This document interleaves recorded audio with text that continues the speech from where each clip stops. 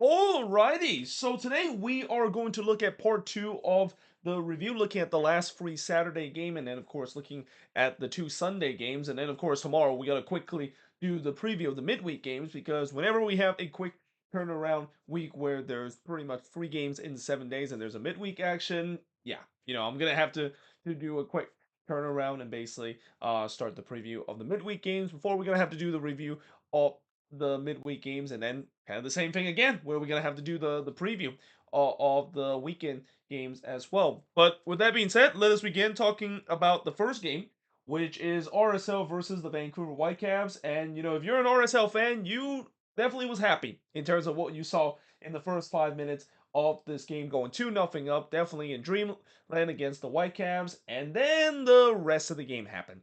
Yeah, the rest of the game was not so fun for RSL fans to enjoy. Now, in the first half, just 1 minute into this game, Gozo would score from Luna to make it 1-0 in favor of the Whitecaps. And yeah, that is one that Takaoka probably should have done better. In fact, it was a nightmare game for Yohei Takaoka in the first 4 minutes. Both of the goals that he conceded was very preventable. Here, getting beaten near post like that, and the quality that Takaoka has shown, considered to be one of the more underrated goalkeeper in the league, you would expect him to make that save. And similar to what happened in the fourth minute when Diego Luna would make it 2-0, and one that again Takaoka probably should have done better because he gave up a juicy rebound. And yeah, Diego Luna is the last guy you want a juicy rebound fall right to him. He puts it into the empty net, and just like that, the shock was on. RSL were winning 2-0 against the best team in the Western Conference. And you just kind of had a sense that the Whitecaps, these last couple of games, they haven't really been as untouchable as what we've seen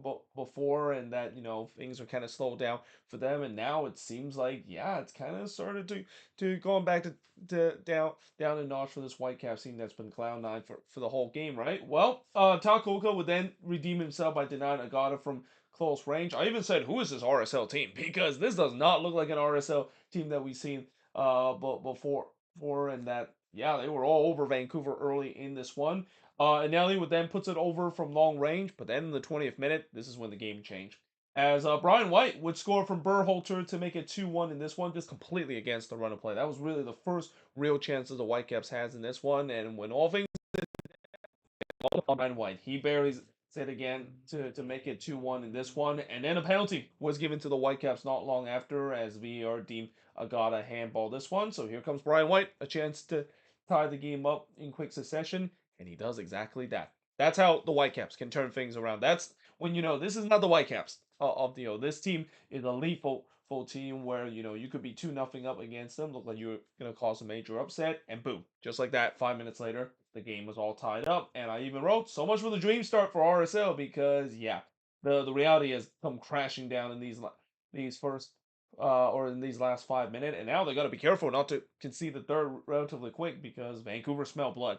Vite did look for the lead, but he puts this one over before Cabral denied Berhalter from close range. The momentum was all with Vancouver up to this point as they were pressing for the lead for the first time before halftime. But we do head to halftime with the score tied up at two apiece. Now in the second half, a little bit better, at least for the Whitecaps perspective. Takaoka would deny Gozo from close before Marchuk hits it right to Takaoka. As I said, it was a promising start for RSL. Something tells me that Pablo Mastroeni must have calmed his team down a little bit, because when you give up two goals in quick succession, especially against the best team in the West, yeah, you can clearly see that this RSL team was rattled and feels like they kind of regrouped themselves heading in the second half and had a couple of chances. Takaoka then denied Gozo from the near post. I gotta say, for Takaoka, he responded well. I mean, it looks like he is back to himself, trying to keep this game tied up with some big save. Though that being said, in the 62nd minute on the other end, Cabral would deny White, but Nelson got the rebound there and couldn't put that one on target.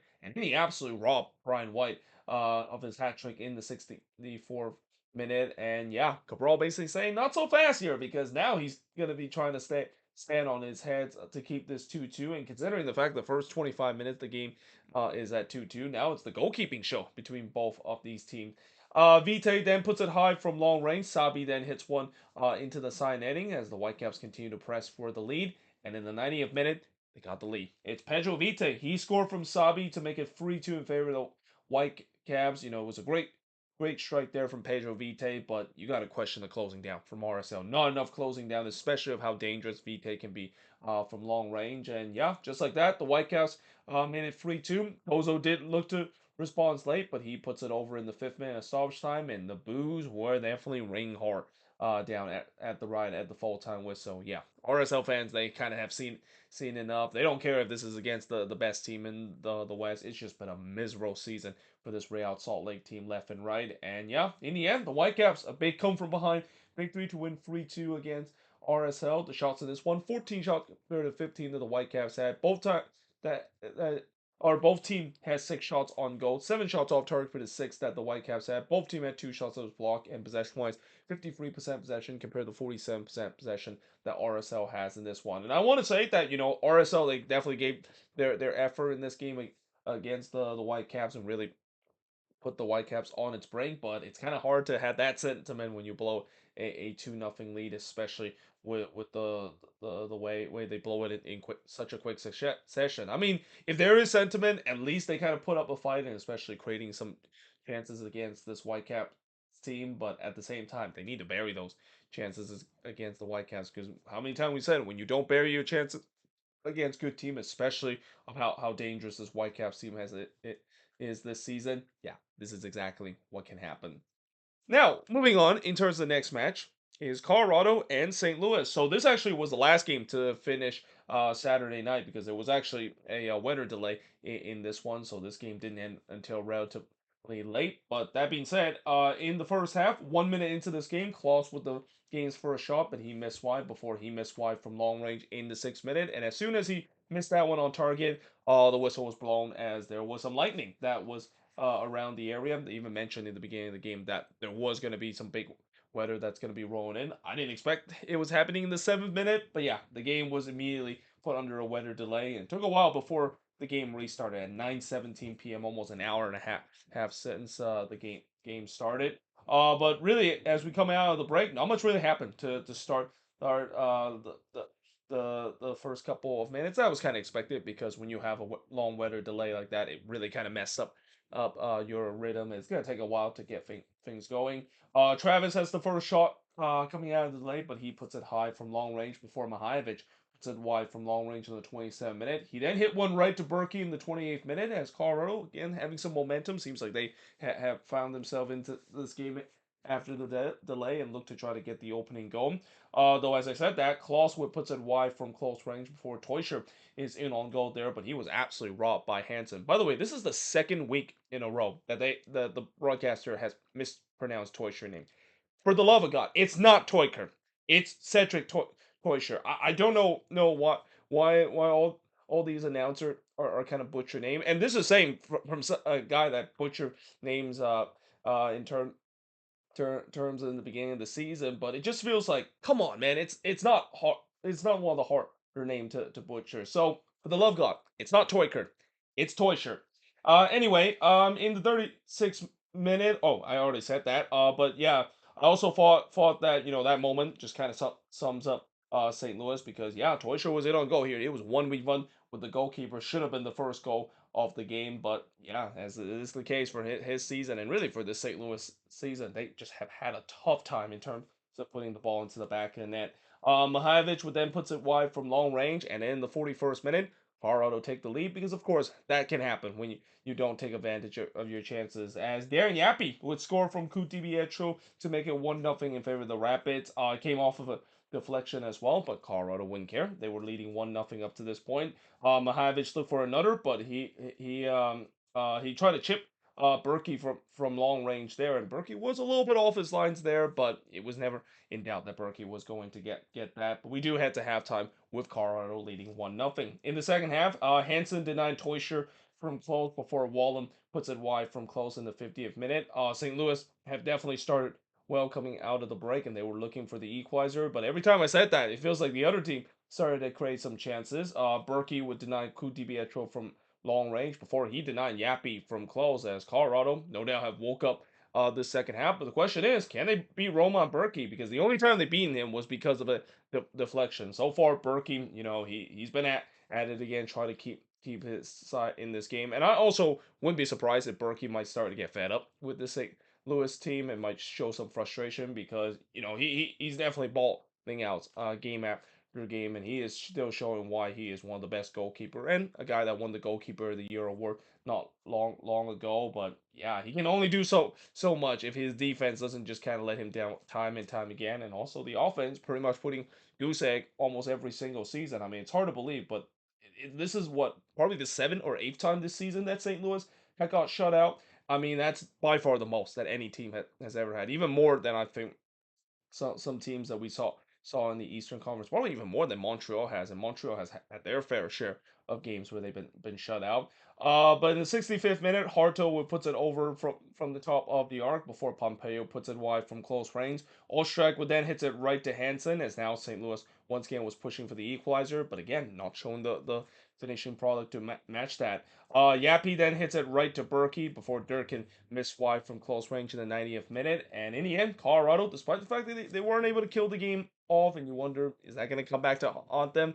Well, the good news is they're playing against St. Louis. Again, St. Louis is not a team that is known for their finishing, and as a result, they win 1-0 in this one. As the shots in this one, 12 shots for both of these teams, but 6 shots on goal for the three that St. Louis has. So yeah, St. Louis had their opportunity, but again, only putting 3 out of the 12 shots on target. Again, this is not the first time we've seen them having some shots and look promising on the attack.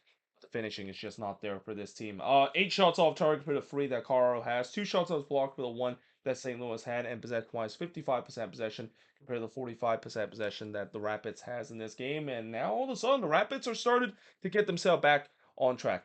It's amazing to see what a rivalry win can do to a team. A team that coming into that Rocky Mount Cup was on a really bad run of form, really tumbling down the standings, and then they got that big Rocky Mountain Cup against RSL, and ever since that, I don't think they got defeated at all ever since that game. I might be mistaken though. It just feels like the Rapids are back into their good form compared to where they were just a couple of weeks ago prior to that Rocky Mountain Cup, where they were on a really bad losing run of form. Now, moving on, in terms of the next game, is the Quakes and the Houston Dynamo. So this was the game where I mentioned yesterday. I saw the game between Sporting KC and New England, and how this game kind of almost is a carbon copy of that one, where the home team go down to nothing, only for them to storm back by scoring 3 quick goals in quick succession, and then eventually aren't able to hold on to the lead, and it ends in a free draw. Though I will say that the difference between this game and the one between Sporting KC and New England is that the Quakes absolutely should have won this game. I mean, I know they had the crazy comeback in this one, but in some way they probably shouldn't have been down to nothing in this one. They have a lot of chances in this game, and this just kind of sums up the story of the season for the Quakes. I mean, as exciting as the Quakes are this season, and I know that when it comes to watchability ranking, I think the Quakes are definitely right up there in terms of the top 10, if not the top 5, in terms of the most watchable team in the league. But what's so frustrating is the fact that they're not putting away their chances. I mean, this season they pretty much lead the league with XG, and I don't think it's even close this season when it comes to them leading the league in XG. But XG doesn't really matter when you don't put the ball into the back net more times or not. And in this game, we kind of saw almost both version of Quakes. We saw one version where they at least at times shown their clinical finishing in that 10-minute spell, and then we saw some times where it was just painful to watch to see the missing chance after their chance left and right. Now, in the first half, the first shot of the game, see Ponce hits it wide before the first shot for the Quakes, see Martinez shot that was denied by Bond from close range. And really, besides the first 2 chances, not much really happened, at least in the first 15 minutes. That would quickly change, though. In the 20th minute, Bond would deny Martinez from close before he punched Espinoza crossover from the free kick.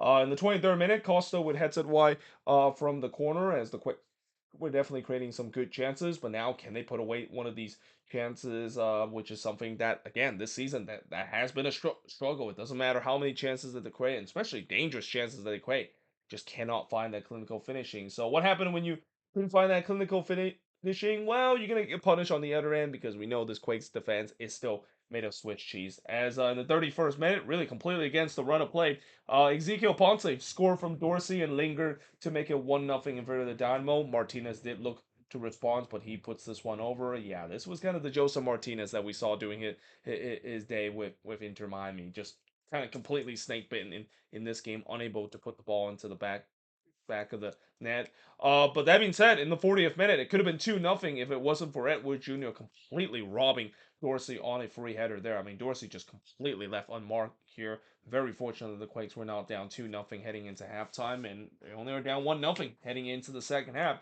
In the second half, LaRue would head one right to Bond, but then in the 50th minute, Quakes would be down 2-0 as Andrade would score to make it 2-0 in favor of the Dynamo, and that was just typical Quake set piece defending there.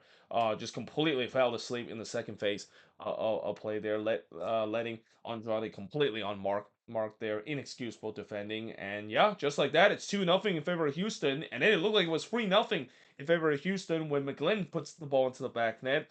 Fortunately for the Quakes, the flag did come up for offside, and it wasn't really close, that is. But yeah, the Quakes defense, they just look completely rattled up to this point, and you just kind of had a sense, yeah, this attack needs to eventually wake up because I have a feeling it wouldn't be matter of time before it would be 3-0 and this game would be completely out of reach. So that being said, it almost was 2-1 if it wasn't for the post denying Martinez from close range, because again, Martinez just getting no luck whatsoever in this game. And I even wrote, oh boy, it feels like it's one of those nights again. I've seen it happen so many times this season where they just cannot finish. It doesn't matter what kind of chances that they created. It also doesn't matter how dangerous these chances are. They just cannot buy a goal up to this point.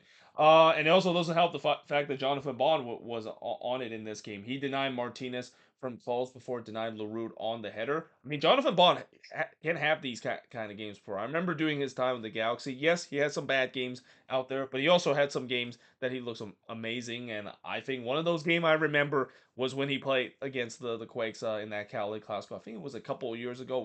Where he made like what 11 or 12 saves in that game, just completely stonewalling this Quakes attack over and over again. And it feels like I was watching a replay of this now that Bond has joined the Houston Dynamo. But again, the Quakes are pressing hard for that one back. The question is, can they finally solve Bond, who again up to this point just stood on his heads in this game? Well, the answer is yes. They finally was able to beat him in the 66th minute, and it come from probably one of the last guy I thought that would score a goal, as Preston Judd, a guy that has been as snake bitten as you can get, and has been under a lot of scrutiny from the Quakes fan base. Well, he came off the bench and he scored immediately from Dewan Jones to make it 2-1 in this one. And as I said, that's kind of been coming. And for once, the Quakes, I know they hit the post a couple of times in this one. They was at least blessed by the post in this one. But as the old saying go, post given, post taken, because we'll see in later in this game, while they got blessed by the post where it kind of went off the post and in.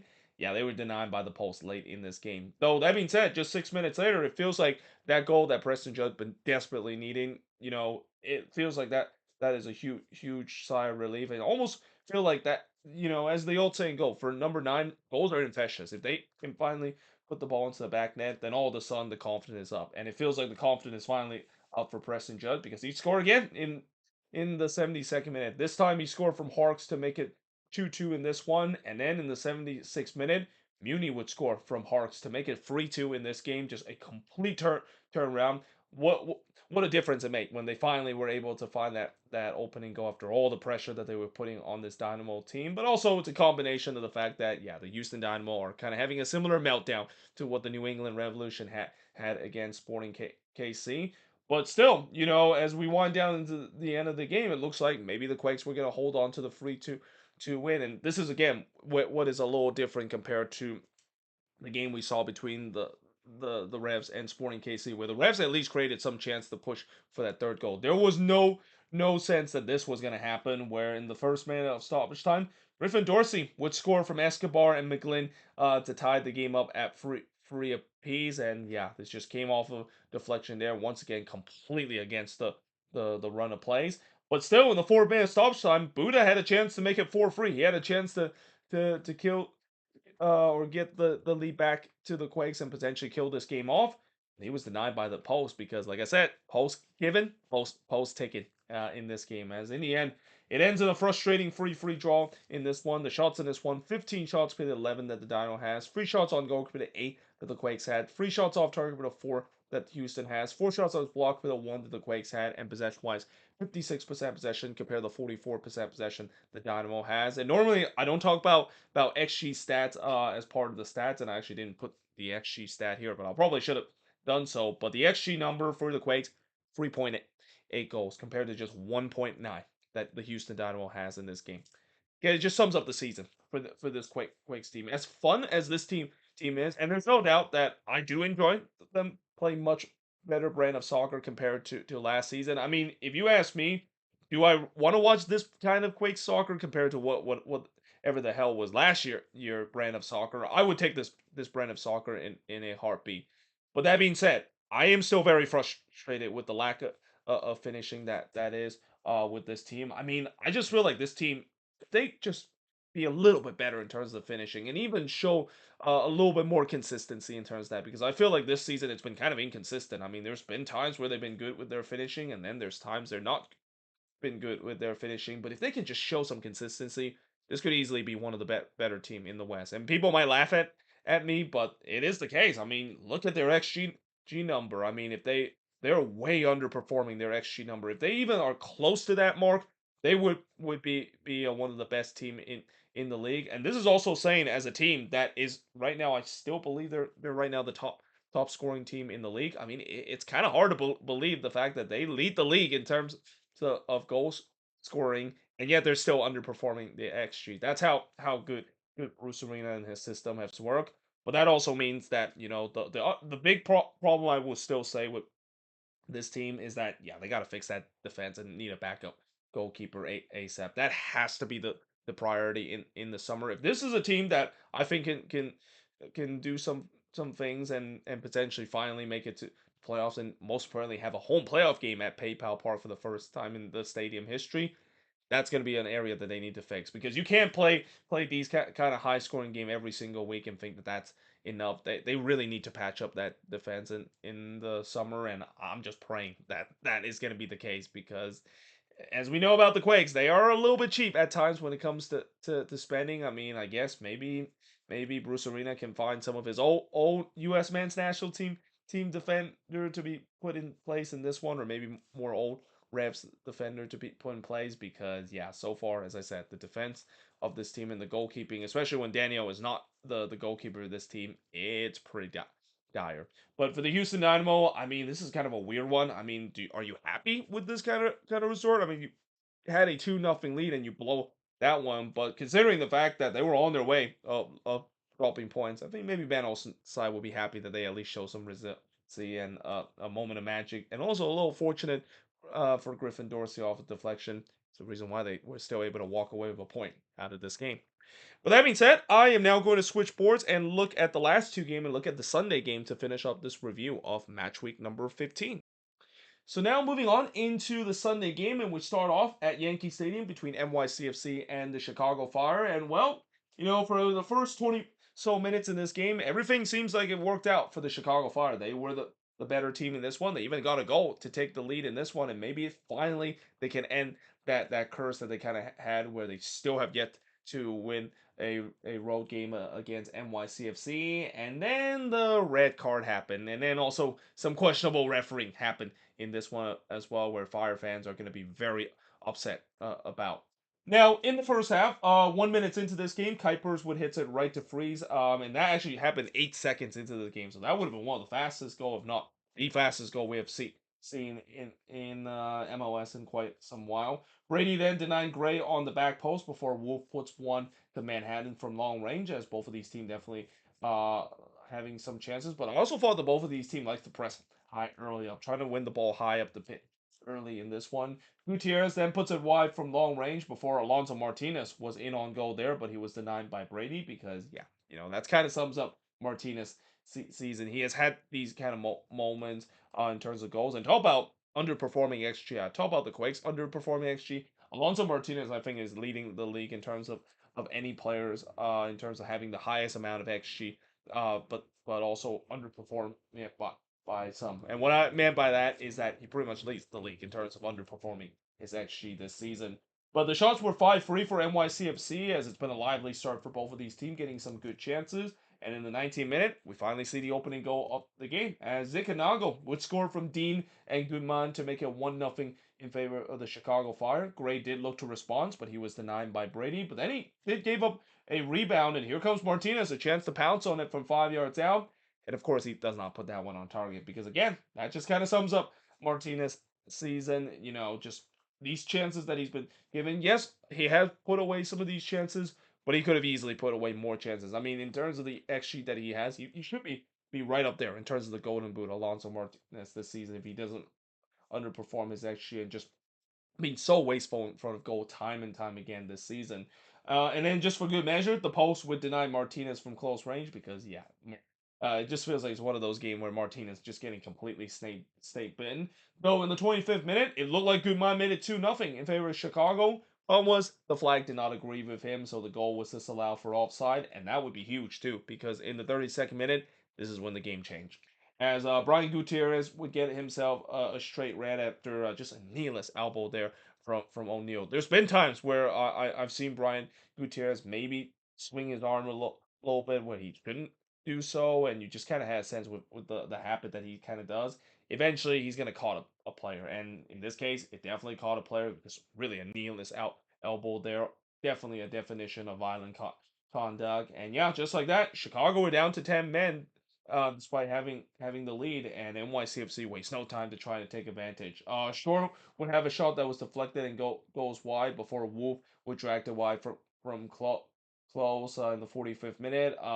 Though I will also say that you just kind of feel like it's one of those days for NYCFC. Again, the finishing is just not on point up to this point, and we do head to halftime with Chicago leading 1-0. In the second half, as expected, NYCFC was on the front foot, but the question is, can they bunker down this Fire defense? I mean, up to this point, Grant Berhalter was pretty much in row heap. Well, up to this point, he was not even thinking about attacking, trying to survive this grueling last 45 minute with a man down. And keep in mind, this is also a team that play in the middle of the week as well. So the fact that they have to defend really hard, and they're coming off of a midweek game like that, and the fact that they played a lot of games, and a lot of these teams have put a lot of miles already on into their legs.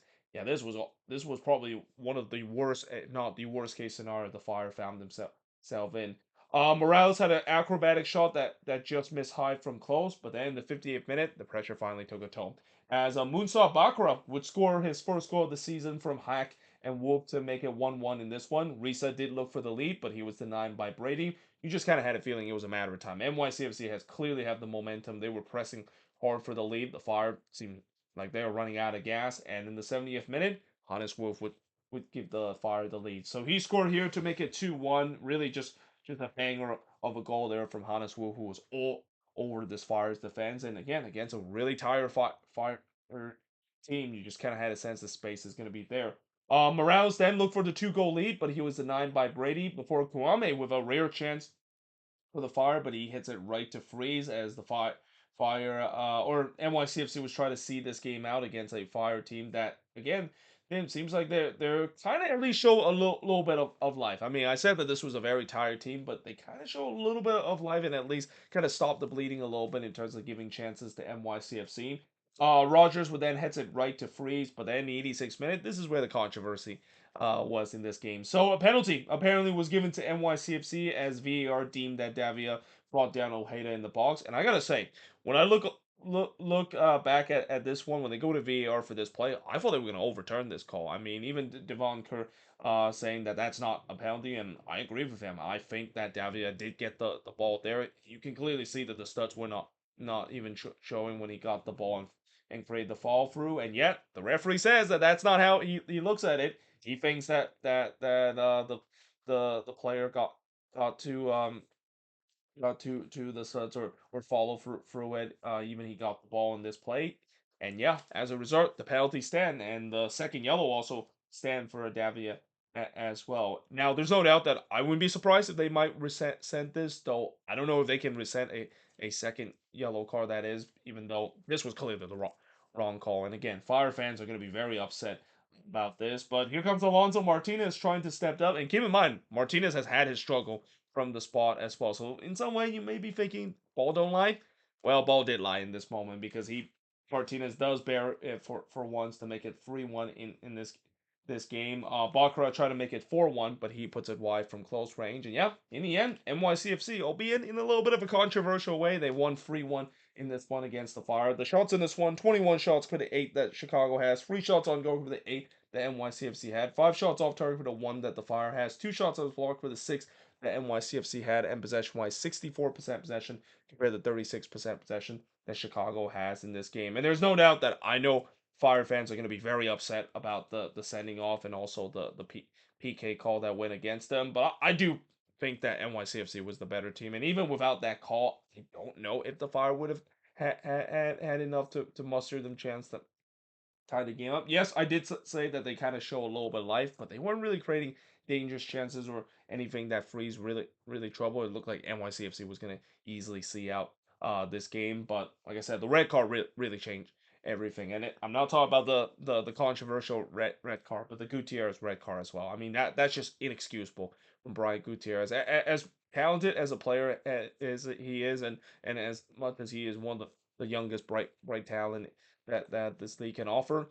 He can't keep doing this. He can't just swing his arms aimlessly, because when you do that more times or not, and you find a habit of doing that, you're gonna connect a player, which is exactly what happened in this play, and that really just kind of put the Fire back against the wall in a way that they just could not really quite get out of it with the pressure that NYCFC put in this game.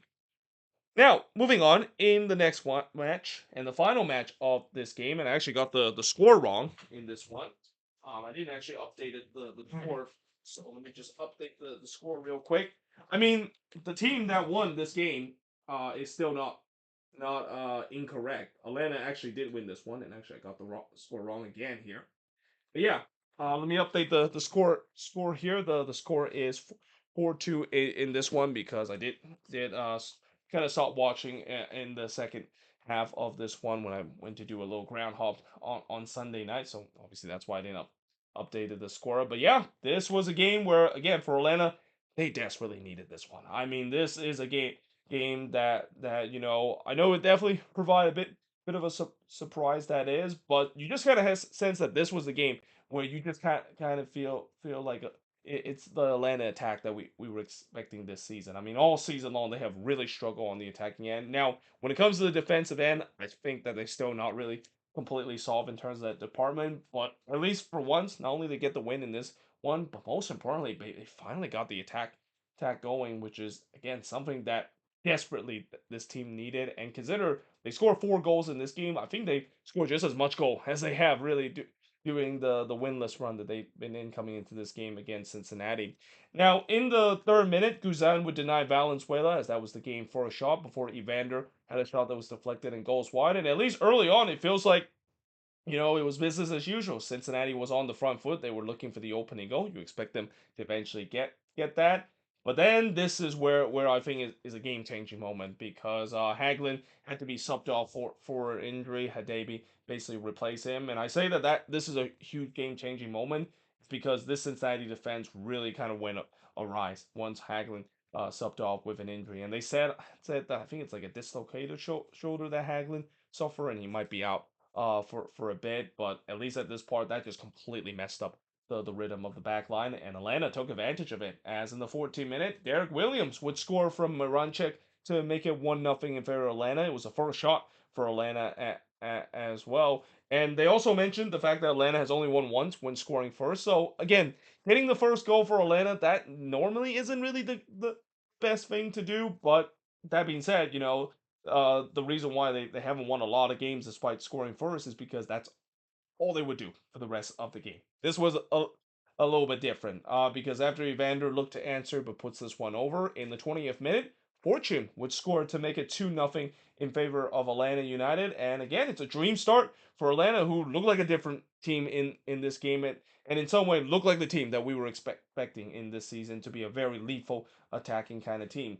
Evander did look to respond on the free kick, but he puts it over before Guzan denied Valenzuela from close range. Guzan was big in this one as well. But Cincinnati was definitely trying to get one back. Latte Laugh was in on goal here, and he rounds the keeper. But it's been a long time since Latte Laugh has scored, and this moment just kind of sums up Latte Laugh doing this goal job that he has. Just no confidence whatsoever. Like normally when you have a striker, especially an expensive striker like him, that's in the back of the net every single time. But because he hasn't scored a goal in a long time, and the old saying, when you haven't scored a goal in a long time as a number 9, and not to mention being snake bit for the last 7 games. Yeah, the goals is gonna look very small. And right now, I feel like the goal looks really small for Latte Laugh, and he just missed this one. Hits the side netting here. Orejano tried to get one back, but he puts it wide from close before Denke would miss wide on the volley in the 45th minute. And then in the 7 minute of stoppage time, Guzan would deny Denke after a bad turnover from Elena. This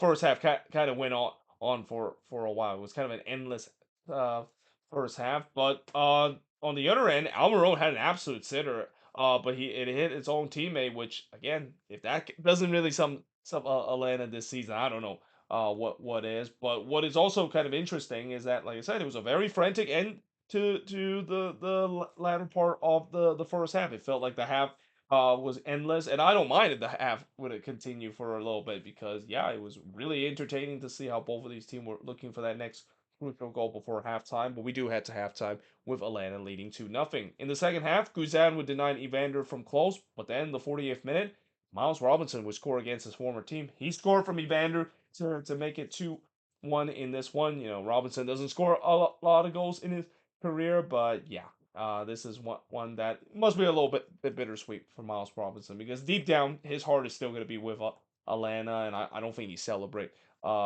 this goal either because of it. But nevertheless, a lifeline for Cincinnati.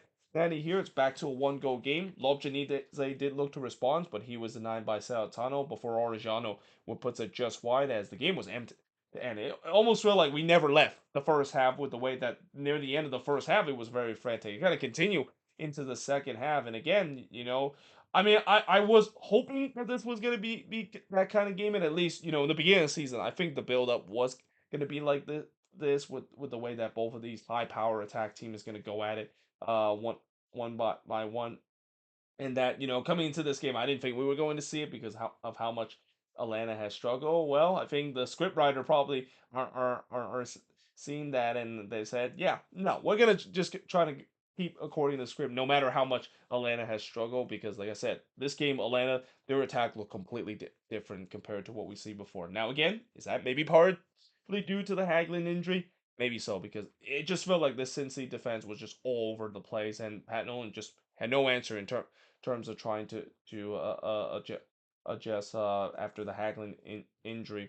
But in the 56th minute, Guzan would deny Evander from close, and then Latte Laugh would miss an absolute sitter from close because that's kind of how Latte Laugh season has been, at least in these last 7 games. But what is not something that sums up Atlanta's season is them scoring the third goal of the game. I mean, what's kind of interesting that so far with Atlanta, I think this is the third win that they had this season. All these wins that they've got, they've scored more than 3 goals. So I think it's almost kind of like given that if Atlanta is involved in a high scoring affair and a free flowing attacking kind of game, those are kind of the game that they would win, which again kind of sums up a little bit of what we see with the old Atlanta. This is type of the game that the old Atlanta really fries on. And here in the 66th minute, they made it 3-1 and restored the 2 goal lead as Bartosz Schlicht was scored from Marenchek and Williams to make it 3-1 in this one. Again, Marenchek, he looked like the guy that they were expecting as the DP kind of player. He was so instrumental in this game, and also this kind of came off a set piece as well, and not really great set piece defending for Cincinnati. Again, just that back line looked all over the place ever since the Haglin injury.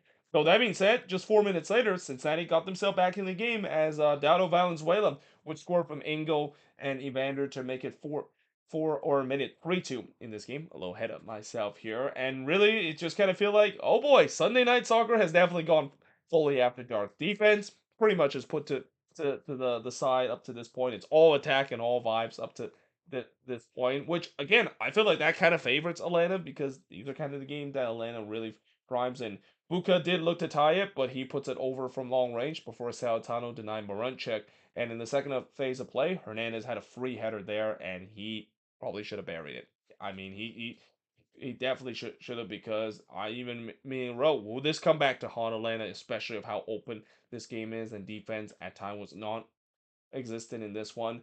Hidabi then hits it wide from close in the 85th minute, but then in the 4th minute of stoppage time, Atlanta finally call game and finally end their 8-game winless run as TRA would score from Click and Edwards to make it 4-2 in this game, and that would be the final score of this game. It's the first time that Atlanta United has won a game in over a month and a half, and they do it against one of the best team in the league this season in Cincinnati. The shots in this one, a lot of shots. 27 shots for the 12 that Atlanta has. 9 shots on goal compared to 6 that Atlanta has. 3 shots off target for the 11 that Cincinnati has. 7 shots off block for the 1 that Atlanta has. And possession-wise, 40% possession compared to 60% possession that Cincinnati has in this game. And again, the injury to Hagelin has really changed the defense of this team, and that's got to be really concerned if you're Cincinnati. I mean, this is kind of something we saw last season where some of their better the defenders started to go down with injury, and next thing you know, they just don't have the depth there on the defensive structure to look like a solid defensive team that we've seen week in and week out. And it feels like, are we in for something similar to that? I think that's kind of maybe one department they absolutely need to address in the summer transfer window, because there's no doubt the high end talent, when they do put out the strongest team, this is one of the best team in the league and the team that will be competing for MLS Cup. But it just also feel like, as much as people talk about the depth of this team tends to be pretty good, especially in the midfield and in the attack.